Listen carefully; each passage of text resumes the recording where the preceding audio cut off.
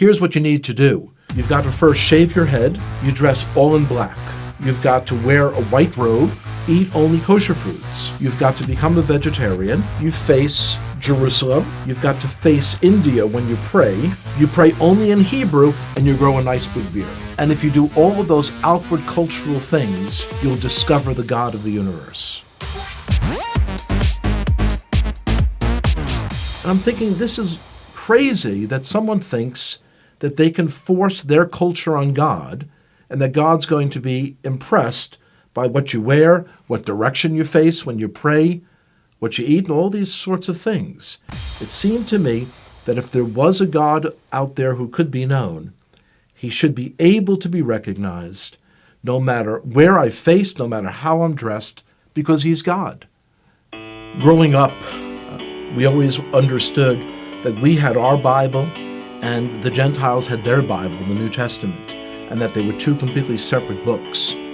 Because the only people I knew who were believers in Jesus were all people in our public school who were Italian Catholic, I imagined that Jesus was Italian.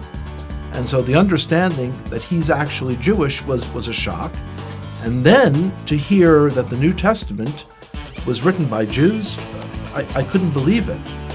My expectation was that the New Testament was like my grandparents had told me. It was a book on how to persecute the Jews, and it's something you should stay away from. Of course, when you're told you should stay away from something, curiosity gets the best of you, and you've got to see it. When I opened the New Testament, I was expecting to find a handbook on how to persecute the Jews. My grandparents had warned me that it was written by people who killed the Jews.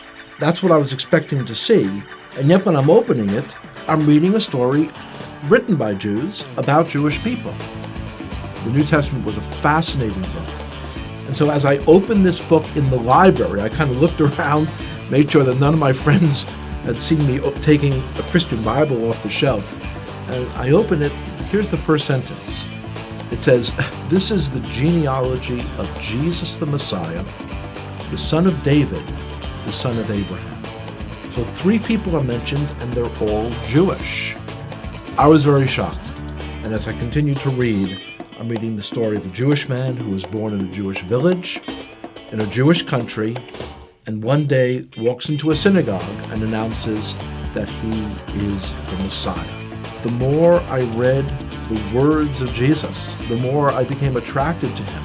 It was as beautiful as anything I had ever read in any other part of the Bible.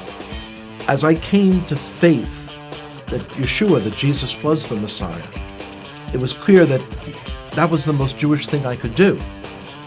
This is not a person who's a renegade to our people. This is the one who was promised in our Bible, the 53rd chapter of Isaiah. It is astonishing. If you would just read that chapter, just without the Bible being around it, you would say, oh, this is some Christian Bible. This is Jesus. When you realize, though, that it's in the middle of our Bible, our Jewish Bible. When I first came to faith, I dared not tell my father, because this is a time period in the 1970s when there were lots of gurus and cults, and he was very concerned about me getting involved in some crazy sect and going off someplace. So I waited for months, and when I finally told him, he was very skeptical. On his own then, he started to read about Jesus as well. About 1.5 years later, I told him that the fellow who wrote one of the books that he had read, that this fellow was giving a lecture in the city of New York. And he agreed to come out to hear that person. And one of the most amazing moments of my life was the speaker said, "Would everyone here who is a Jewish believer in Jesus, would you raise your hand?" And I raised my hand. My father also raised his hand. And I looked over and I said, "Pop," he didn't say would all the Jews raise their hand. He said, would all the Jewish believers in Jesus raise their hand?